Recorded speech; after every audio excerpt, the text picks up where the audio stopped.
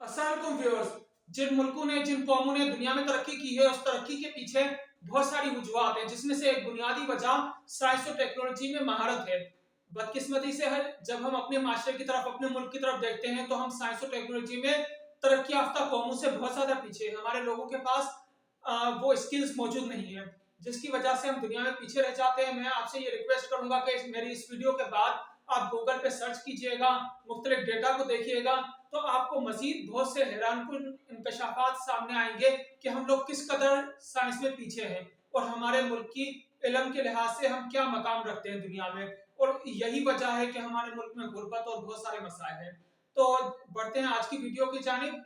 मेरे नजदीक इसकी एक अहम वजह हमारे साइंस और टेक्नोलॉजी में पीछे रहने की वजह इसका सही तरीके से टीच ना किए जाना है, और स्पेशली स्कूल लेवल पे सही तरह से ना पढ़ाए जाने की वजह से स्टूडेंट के अंदर साइंटिफिक थिंकिंग ही पैदा नहीं हो पाती, साइंस में इंटरेस्ट डेवलप नहीं हो पाता, जिसकी वजह से वो कोई कामयाबी हासिल नहीं कर पाते, मजीद तालीम उसमें हासिल नहीं कर पाते और हम पीछे रह जाते हैं।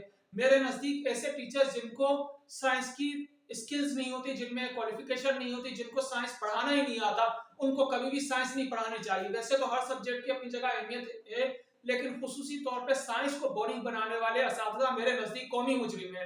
क्यों? क्योंकि इसकी वजह से ही हम लोग बहुत ज्यादा पीछे रह जाते हैं। तो इस वीडियो में मैंने ये बताया है कि सबसे पहले स्टूडेंट में कौन सी स्किल्स, कौन सा एटीट्यूड, क्या उसके अंदर सलाहियतें पैदा हो तो हम मुतमईन हो जाएं कि उसकी में इफेक्टिव टीचिंग हो रही है, इफेक्टिव लर्निंग हो रही है। उसके बाद में एक अपनी तरफ से एक स्ट्रेटेजी आप लोगों को सजेस्ट करूंगा कि किस तरह से आपको साइंस पढ़ाई चाहिए।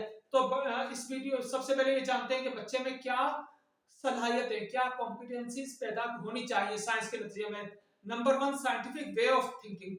उसमें सबसे पहले साइंटिफिक तरीके से सोचने का अंदाज आ जाए। साइंटिफिक थिंकिंग क्या है? साइंटिफिक वे ऑफ थिंकिंग ये है कि मुख्तलिफ चीजों पे ऑब्जर्व करे, उसके पीछे रीजनिंग तलाश करे। उसके ऐसा ना हो कि किसी ने कोई बात कह दी और उसके ऊपर यकीन कर ले, उसकी अपनी कोई सोच, अपनी राय ना हो।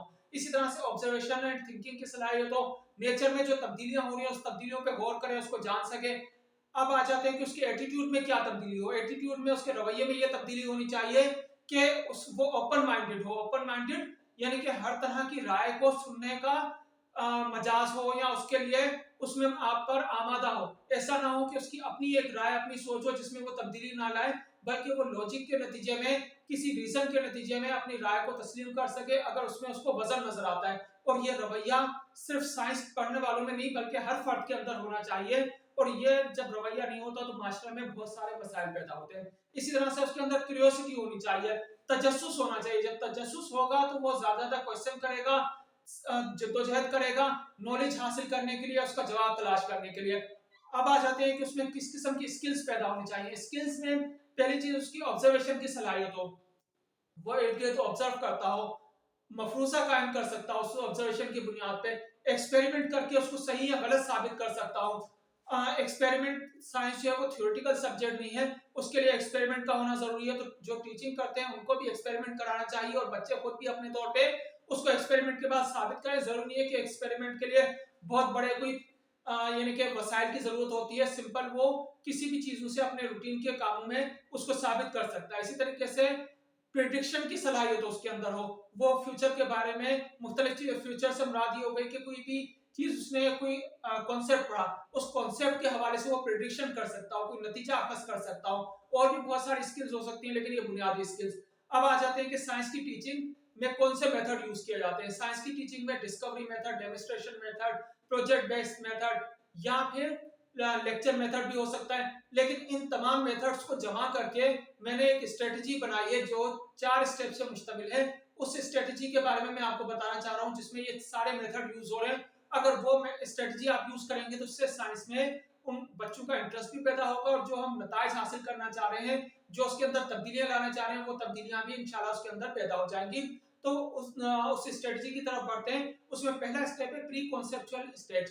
प्री कॉन्सेप्चुअल स्टेज या स्टेप से मुराद ये हो गई कि जिसमें बच्चे से आप क्वेश्चन करें, उसकी प्रीवियस नॉलेज को चेक करें। अच्छा, क्वेश्चन कर लेने के बाद, प्रीवियस नॉलेज को चेक कर लेने के बाद, उस टॉपिक के हवाले से थोड़ा बहुत कुछ बता देने के बाद नेक्स्ट स्टेप होता है इन्वेस्टिगेशन स्टेप। इन्वेस्टिगेशन स्टेप जो है वो, इन्वेस्टिगेशन किसको कहते हैं? हम किसी चीज के बारे में इंफॉर्मेशन हासिल करना चाह रहे हैं। अच्छा, वो इंफॉर्मेशन किसी भी जराए से हो सकती है। तो लिहाजा मेरे ख्याल के मुताबिक, मेरी राय के मुताबिक, पहले आप बच्चों की प्रीवियस नॉलेज चेक करके उनको इन्वेस्टिगेशन के लिए टास्क दे दीजिए, चाहे क्लास के अंदर ही दे दीजिए, या ज्यादा बेहतर है कि उसको 1-2 दिन आप सोचने के लिए दे दीजिए कि अब इस हवाले से आप पूछ के आइएगा, पढ़ के आइएगा, देख के आइएगा।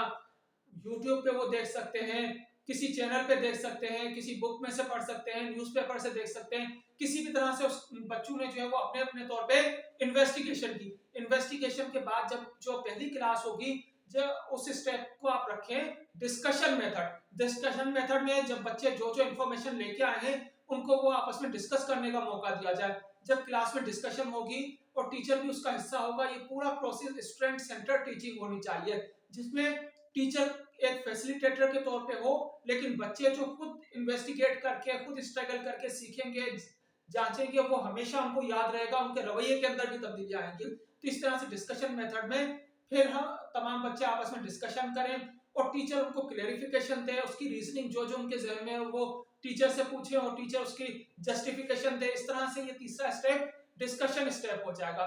फिर चौथा स्टेप होगा इसमें प्रेजेंटेशन स्टेप। प्रेजेंटेशन स्टेप या स्टेज से मुराद ये हो जाएगी कि जिसमें आपने जो प्रिपरेशन की है, जो चार्ट है, जो टीचिंग एड है, किसी की मदद से भी आपने जो उस टॉपिक को बयान किया, जब वो बयान करेंगे तो इतने मराहल से गुजरने के बाद बच्चे के जहन में हमेशा वो चीजें नक्श हो जाएंगी। तो इस स्ट्रेटजी के 4 स्टेप्स हुए।